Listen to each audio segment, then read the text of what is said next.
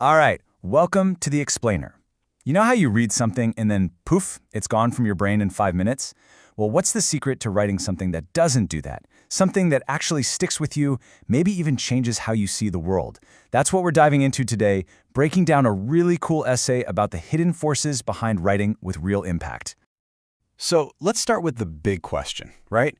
How do you write something that actually matters? I mean, it's not just about getting words on a page, it's about making them count, Making them powerful enough to make someone stop and think, to shift their perspective, even just a tiny bit. Okay, so where do you even begin? Well, it all starts with a rule that sounds super simple but is actually pretty deep. An essay, its real job is to tell people something they don't already know. It's got to be a surprise. Think of it like adding a new piece to a puzzle in the reader's head. If you're just repeating stuff they've heard a million times, you're not really doing anything, are you?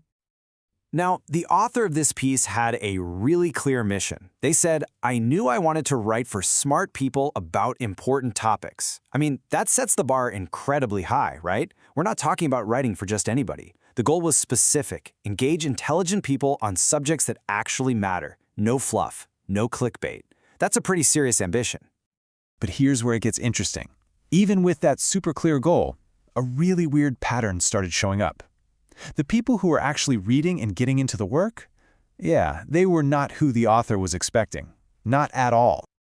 So check this out. The goal was to write for smart, established people on these big, important topics. But the reality? The audience was young.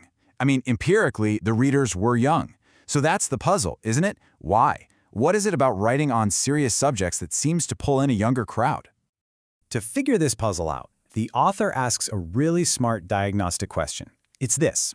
If your whole job is to tell people something new, you first have to ask, why don't they already know it? The answer to that question, well, that turns out to be the key to the whole thing. And the author boils it down to basically 3 possible reasons why a reader might not know something. 1, the topic's just not important. 2, the reader is, obtuse. Or 3, the reader is inexperienced. It's a simple framework, but it's super powerful for thinking about who you're talking to. Okay, so let's break those down. The first 2 get tossed out pretty quickly. I mean, if the topic is unimportant, like random facts about a specific car model, of course people don't know it. And the second reason, that the reader is obtuse, well, the whole point was to write for smart people, so we can throw that one out too. So, that just leaves us with one option left. And this is the big reveal. The most powerful reason a smart person might not know something important isn't because they lack intelligence. It's because they lack experience. They just haven't had the time to go down that particular road yet. They're smart, just inexperienced. Aha! And right there, that's the aha moment. That's where it all clicks. If you set out to write for smart but inexperienced people about really important things, well, you are by definition writing for the young. It's basically the same thing.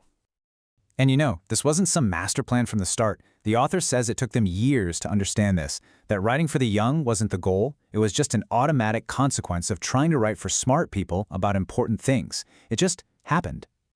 So why does any of this matter? Well, this is where we get to the impact equation, which is a really neat way to think about it. The impact of an essay isn't just about how important the topic is. It's the importance of the topic times how much you actually change someone's thinking about it. And this formula creates a really interesting trade-off for any writer. Think about it. If you take on a huge topic, it's really hard to significantly change someone's mind, right? You might only make a small dent. But if you tackle a smaller, more niche topic, it's way easier to cause a big shift in their thinking. So you have a choice, a small change on a big topic or a big change on a maybe less important one. But, and this is the crucial part, with younger readers, that whole trade-off shifts. Because there's so much more room to change their thinking. They don't have decades of baked-in opinions yet. So there's a much bigger payoff for writing about those really important things. The potential for impact is just massive. The author has a great metaphor for this whole dynamic. They call it a gravitational field. It's like this invisible force that's always there, shaping the impact of your writing, whether you notice it or not. It's not something you choose. You're just in it. So, okay, now that the shape of this field is clear, does that mean you should change your strategy?